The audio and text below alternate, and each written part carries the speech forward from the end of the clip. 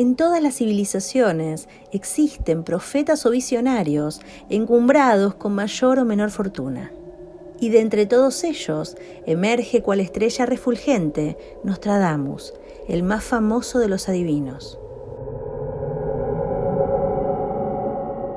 Sin ánimo de restarle valor, les advierto que el éxito de sus predicciones se basa en dos significativas variables. Uno, su obra, Las Profecías, publicada en 1955, se dedica a profetizar. Como dice muchas cosas, la probabilidad de acierto es alta. Y dos, el lenguaje que usa es críptico y extraño, es decir, susceptible a múltiples interpretaciones.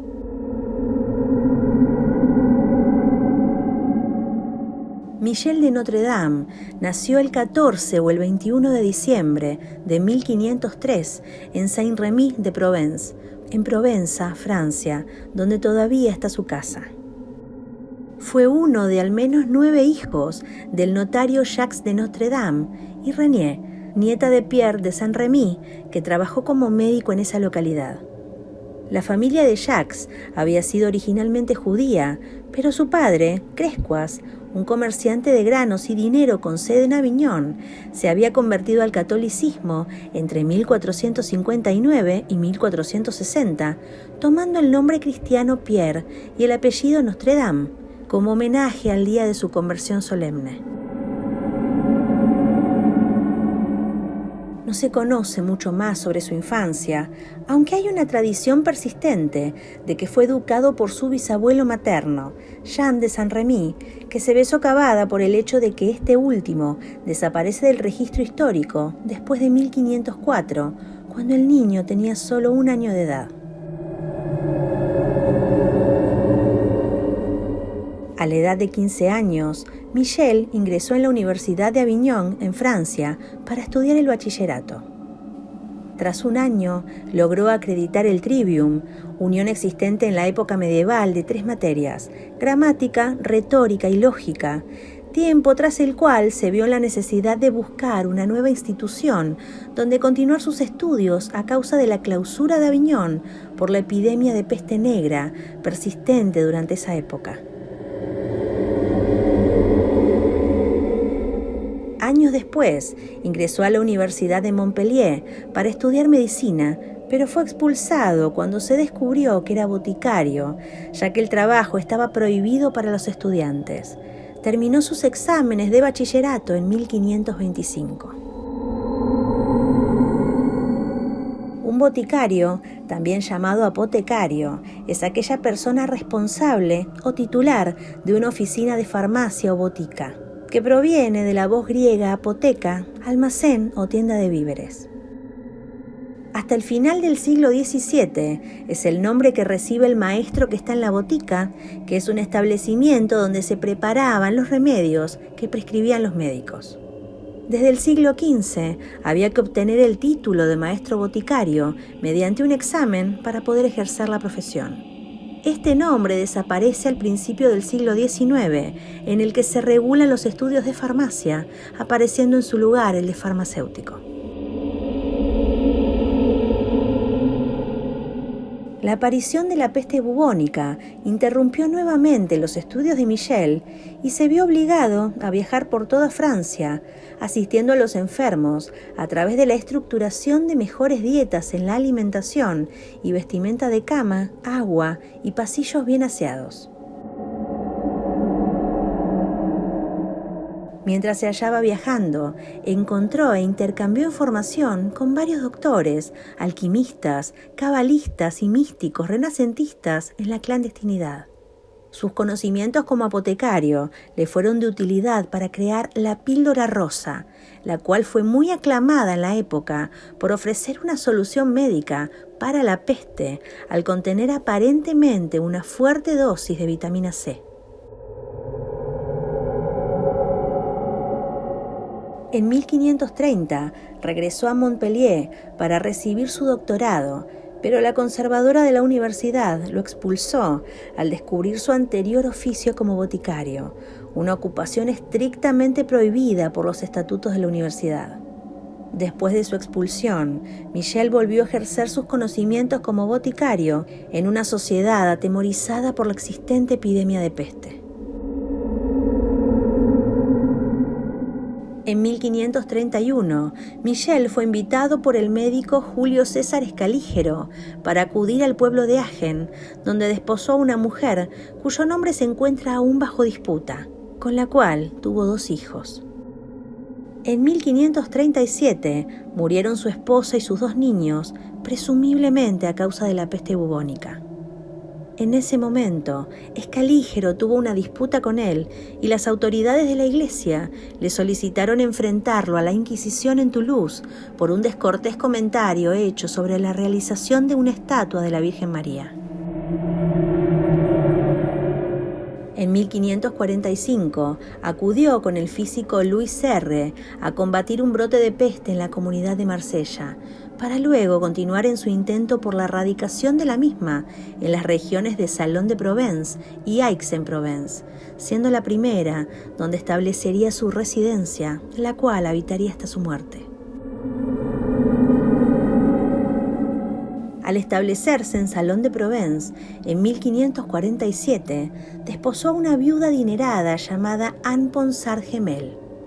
Durante este periodo, Michel comenzó a alejarse de la medicina para acercarse al oculto.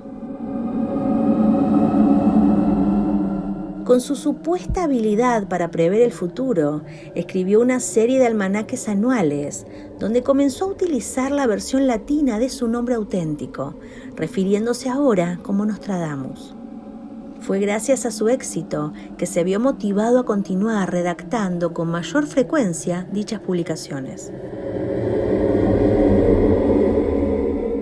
Tras el exitoso serial de publicaciones proféticas, muchas personas provenientes de alejadas regiones francesas comenzaron a contactar a Nostradamus con tal de conocer lo que les depararía en su vida futura a través de los horóscopos. Debido al creciente número de clientes, decidió iniciar un proyecto consistente en escribir un libro de 1000 estrofas conocidas como centurias, las cuales consistían en versos proféticos donde extendía la información contenida en sus anteriores almanaques. Sin embargo, con la intención de evitar una polémica que condujera a posibles enfrentamientos con la Inquisición, inventó un método para oscurecer las profecías del libro, utilizando juegos de palabras y mezclando idiomas, tales como provenzal, griego, latín, italiano, hebreo y árabe.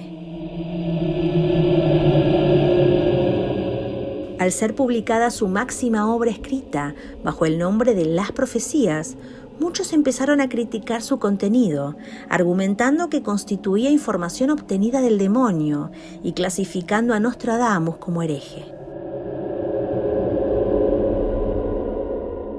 Contrariamente, ciertos sectores sociales apoyaron la publicación, otorgándole un distintivo de importancia espiritual al considerar la obra como una posbiblia auténtica. Catalina de Medici se pronunció como una de las más grandes admiradoras de Nostradamus tras leer cada uno de sus almanaques publicados. Debido a ello, lo invitó a París para preguntarle sobre el futuro de sus hijos a través de horóscopos.